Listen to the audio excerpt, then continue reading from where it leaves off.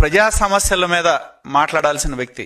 అధికారంలో ఉన్నప్పుడు సంఖ్యాబలాన్ని బట్టి పార్టీలు అధికారంలోకి వస్తాయి. ఆయనకి 11 మంది శాసనసభ్యులను ఇచ్చారు. మరి ఇప్పటి వరకు అసెంబ్లీకి వచ్చి నోరు తెరవడు, ప్రజా సమస్యల మీద మాట్లాడు. అటువంటి వ్యక్తి రాష్ట్రంలో ఏ కొద్ది అంశం వచ్చినా కూడా దాన్ని ఒక అసత్య ప్రచారాలతో ఆ ప్రాంతాల్లో ఏ విధంగా అరాచకాన్ని సృష్టిస్తా ఉన్నాడో మనం చూడటం జరుగుతా ఉంది. ఎందుకంటే మనం చూసాం ఏ విధంగా ఈ మధ్య కాలంలో సాక్షి టీవీలో తనకు సంబంధించిన ఎడిటర్ కొమ్మినేని శ్రీనివాసన్ కూర్చోబెట్టి కృష్ణరాజు అనే ఒక అనలిస్ట్ ద్వారా ఏ విధంగా తన వ్యాఖ్యల ద్వారా ఈ ఆంధ్రప్రదేశ్ రాష్ట్రంలో అంతా ఎక్కువగా మహిళల మీద అసభ్యకరమైన వ్యాఖ్యలు చేసిన నేపథ్యం కూడా మనం రాష్ట్రంలో చూడటం జరిగింది. అంటే తన యొక్క అధికారం కోల్పోయాన అసహనం గాని, ప్రజలు తనకి అధికారం ఇవ్వలేదని, మహిళలకి తనకు ఒక ఓట్లు వేయలేదనే ఒక ఆలోచనతో మరి ఏ విధంగా వాళ్ళ యొక్క పరపతిని, గౌరవాన్ని, ఆత్మాభిమానాన్ని దెబ్బతీసే విధంగా